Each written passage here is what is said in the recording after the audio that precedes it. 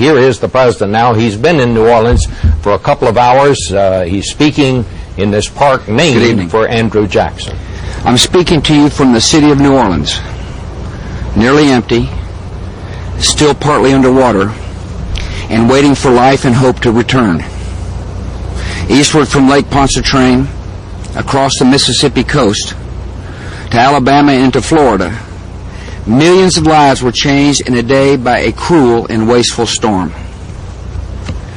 In the aftermath, we have seen fellow citizens left stunned and uprooted, searching for loved ones and grieving for the dead, and looking for meaning in a tragedy that seems so blind and random.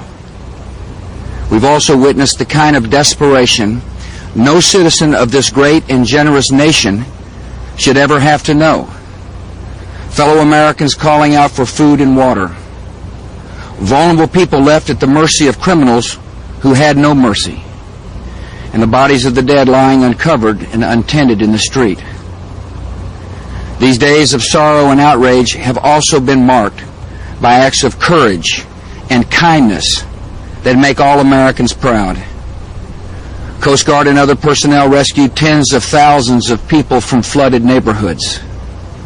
Religious congregations and families have welcomed strangers as brothers and sisters and neighbors. In the community of Chalmette, when two men tried to break into a home, the owner invited them to stay and took in 15 other people who had no place to go. At Tulane Hospital for Children, doctors and nurses did not eat for days so patients could have food, and eventually carried the patients on their backs up 8 flights of stairs to helicopters. Many first responders were victims themselves, wounded healers, with a sense of duty greater than their own suffering. When I met Steve Scott of the Biloxi Fire Department, he and his colleagues were conducting a house-to-house search for survivors. Steve told me this: I lost my house and I lost my cars, but I still got my family and I still got my spirit.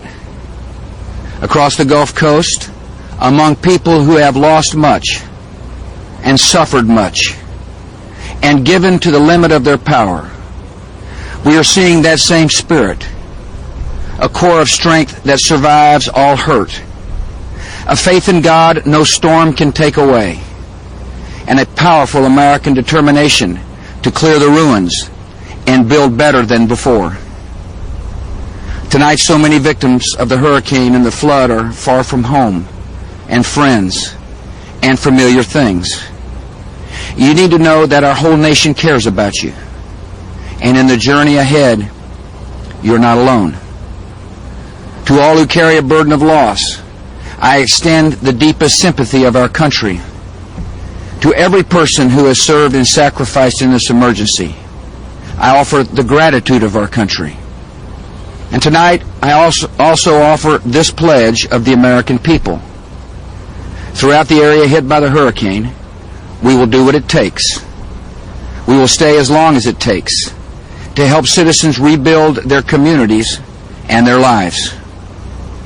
And all who question the future of the Crescent City need to know there is no way to imagine America without New Orleans, and this great city will rise again.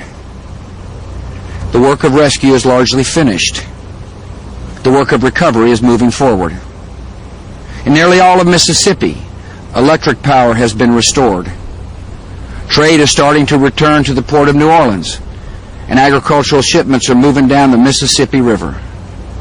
All major gasoline pipelines are now in operation, preventing the supply disruptions that many feared. The breaks in the levees have been closed, the pumps are running, and the water here in New Orleans is receding by the hour. Environmental officials are on the ground, taking water samples, identifying and dealing with hazardous debris, and working to get drinking water and wastewater treatment systems operating again. And some very sad duties are being carried out by professionals who gather the dead, treat them with respect, and prepare them for their rest. In the task of recovering and rebuilding, some of the hardest work is still ahead, and it will require the creative skill and generosity of a united country. Our first commitment is to meet the immediate needs of those who had to flee their homes and leave all their possessions behind. For these Americans, every night brings uncertainty. Every day requires new courage, and in the months to come will bring more than their fair share of struggles. The Department of Homeland Security is registering evacuees who are now in shelters and churches or private homes, whether in the Gulf region or far away. I have signed an order providing immediate assistance to people from the disaster area. As of today, more than 500,000 evacuee families have gotten emergency help to pay for food, clothing, and other essentials. Evacuees who have not yet registered should contact FEMA or the Red Cross. We need to know who you are, because many of you will be eligible for broader assistance in the future. Many families were separated during the evacuation, and we are working to help you reunite. Please call this number, 1-877-568-3317. That's 1-877-568-3317. And we will work to bring your family back together and pay for your travel to reach them. In addition, we're taking steps to ensure that evacuees do not have to travel great distances or navigate bureaucracies to get the benefits that are there for them. The Department of Health and Human Services has sent more than 1,500 health professionals, along with over 50 tons of medical supplies, including vaccines and antibiotics and medicines for people with chronic conditions such as diabetes.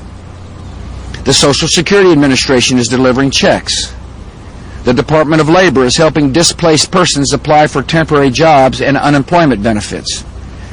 And the Postal Service is registering new addresses so that people can get their mail.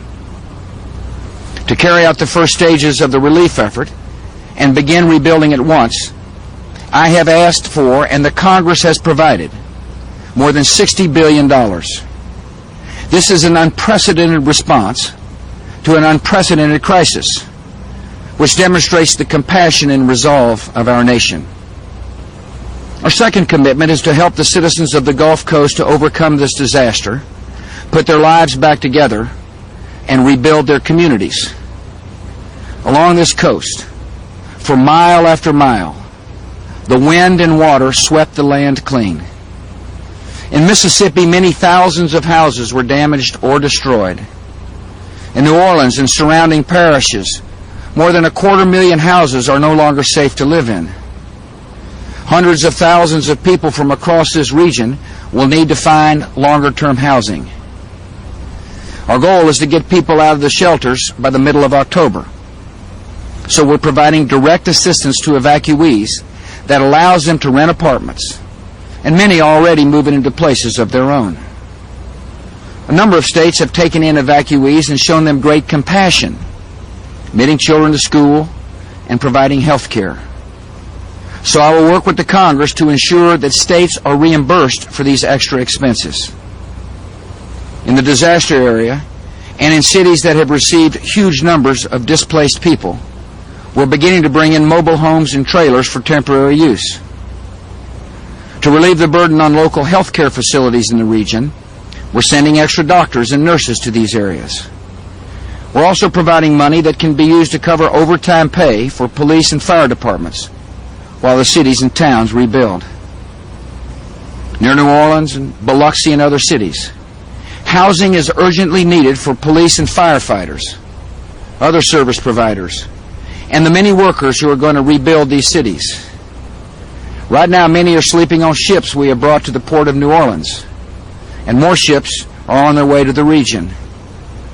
And we'll provide mobile homes and supply them with basic services as close to construction areas as possible so the rebuilding process can go forward as quickly as possible.